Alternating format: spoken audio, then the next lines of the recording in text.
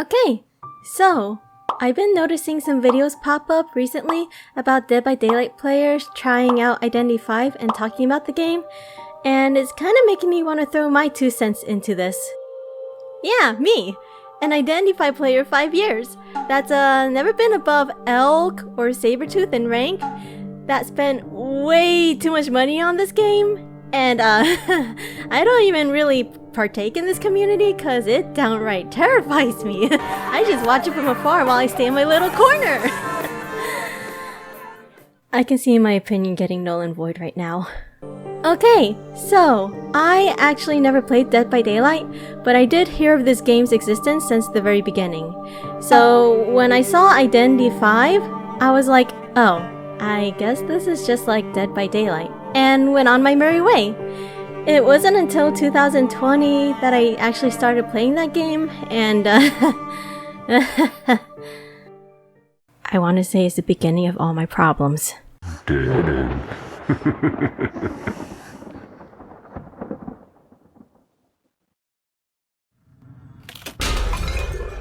So, initially, Identity V is about a detective named Orpheus.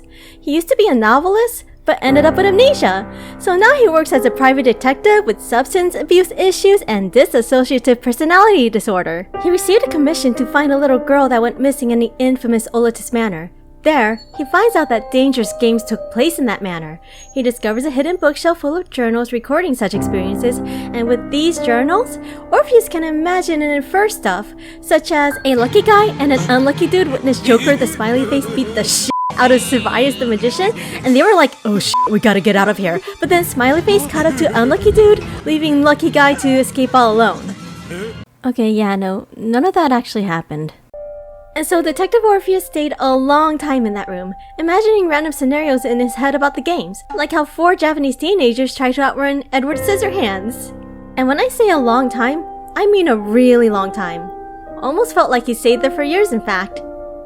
But then, Time of Reunion was released in 2021, and a lot of key points were released, particularly about Orpheus and this little girl he's supposed to find. But more importantly to me, at least, they revealed that the hunters that you see in-game, they're just hallucinations you experience thanks to their drug siren song! Now, imagine how I felt. Imagine me learning that all those cryptids and ghosts I've been eyeing, they're just mere hallucinations! Oh boy, was I upset when I first found out.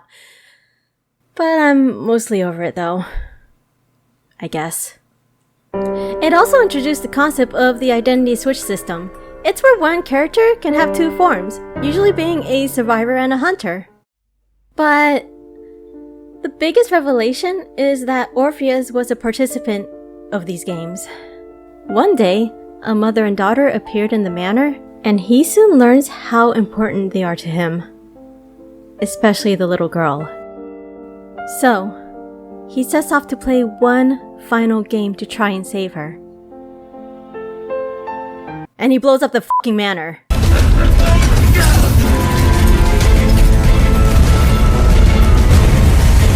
Okay, fine, I'm kidding. He didn't actually blow up the manor, but still. Then, in 2023, Ashes of Memory was released. Considered a soft reboot of sorts.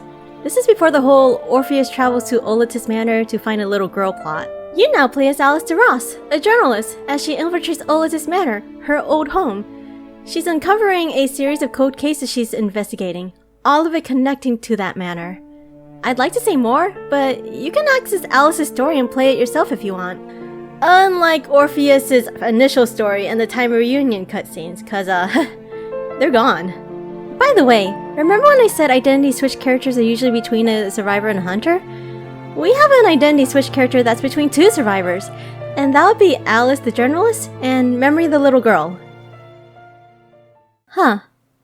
Somehow I feel like I got way off tangent. Like, yeah, the lore changed up over time, and I feel like I just rambled on about it, but that doesn't include the character letters you can receive from doing battle quests. Yeah, you can do them on a character's birthday, or okay, so for survivors it's birthdays, but for hunters it's a character day, and even though some hunters' characters' days are an important day for them, others are literally their birthdays, so I don't know. Anyways, with those letters you can get once a year, You can accumulate years of crumbs to infer what you think happened, and you can draw your own conclusions to it. I remember when Norton Campbell, the prospector, talked about an arrogant woman, and everyone thought he meant Vera Nair, the perfumer, before learning that he was in the same group as Alice DeRoss and Melly Plenius. Vera was actually with a different group. Or when Aesop Carl, the embalmer, mentioned a finicky girl, and people theorized that he might mean Tracy Renzick, the mechanic, before learning he meant Anne Lester, the toy merchant. But the less we talk about that group, the better it is for my mental health.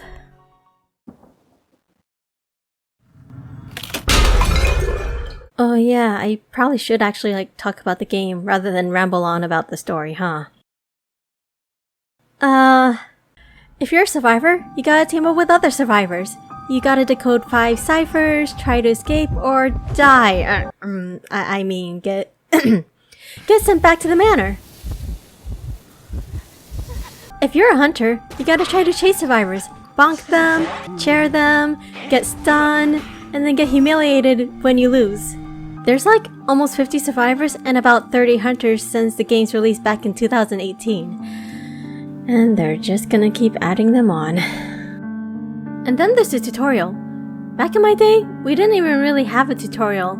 I mean, yeah, sure, we had to finish Orpheus's investigation and that was our tutorial, but for the most part, you were running around like a headless chicken, trying to figure out how the game works. But now there's a proper tutorial and a mock battle exam you can go through.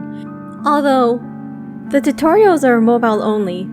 So if you're a PC player like me, you're kind of shit out of luck unless you download the game on your phone and log on to your account through there. They even reward you with a free character among 6 choices. If they had this back then, I could have used it to get Jack for free. Yes, I could have used clues if I really wanted to save up, but I really wanted to start playing him. So I shamelessly opened my wallet and bought him with cold, hard cash. That being said, you technically don't need to cash in. Yes, there's a gacha mechanic for cosmetics, but this game is free to play. You won't get an advantage in this game if you cash in, it's just pretty clothes or a faster way to unlock more characters. But if you're just like me and your favorite character has a limited skin that will never come back because of a stupid limited tag, so your poor spending habits kick in and you gamble away your funds just to get a stupid judge skin of Joseph, and I practically hit pity for that stupid skin! So yes, while this game is not pay to win, it can still grab your wallet by the throat if you're not careful. Especially if your favorite character has a limited S-tier skin that you can never get again. Judge isn't even my most hated Joseph skin that I own.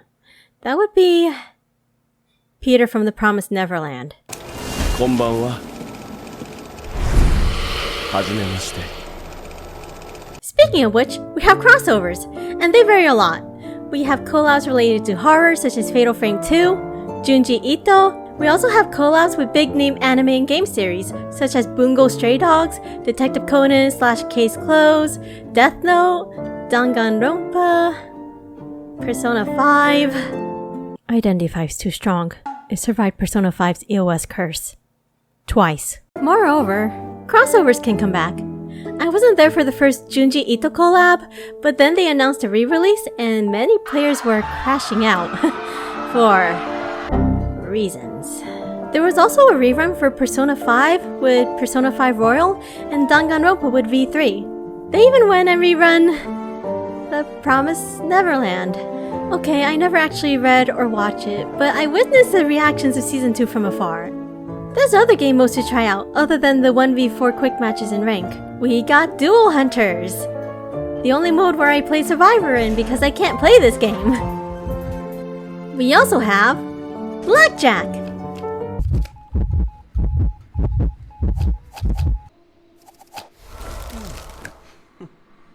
Tarot! Where you protect the king or eliminate them. Phantom Shadows, a racing game. Frenzy Rhapsody, which is dodgeball with tentacles.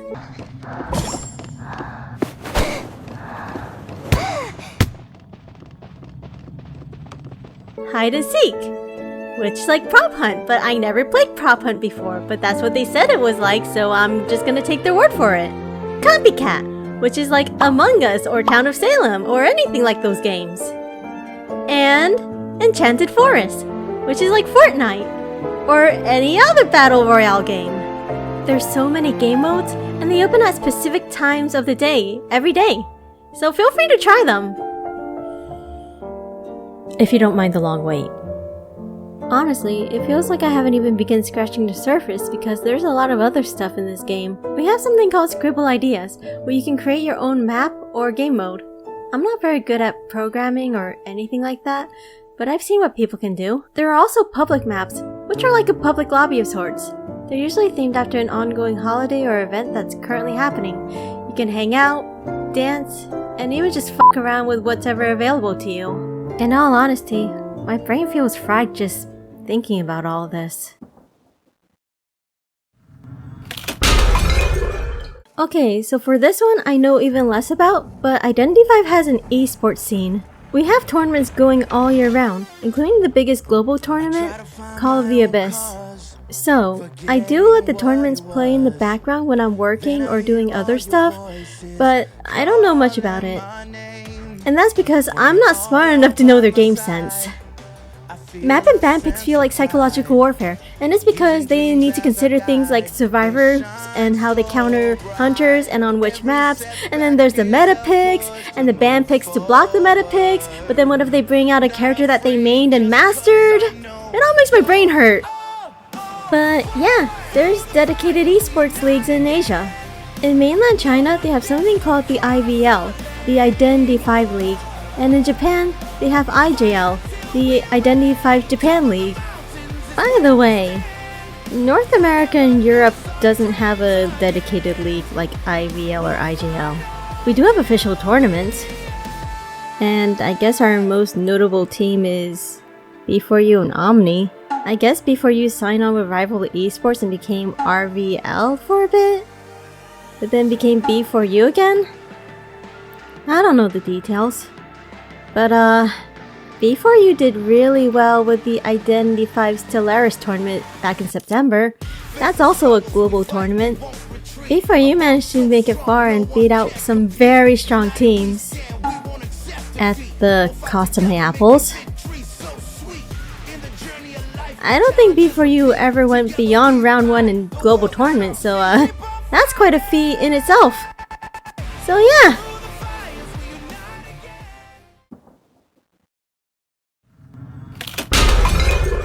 So, what was even the point of this video?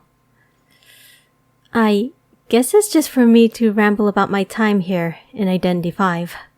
This game has been going around for like 7 years already. I don't think most mobile games in general last this long. So even if I were to hope for this game's downfall, I don't think it's gonna go anywhere anytime soon.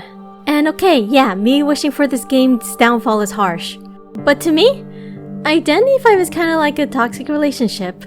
Sure, I can quit for a while and regret it moments later, but I end up coming back.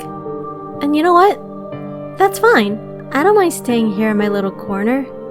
At least until either the game dies or I finally quit for good. If you watched all the way to this point, then I congratulate you. So, how about you? Did you just start it? Have you been here for a while? If so, how long?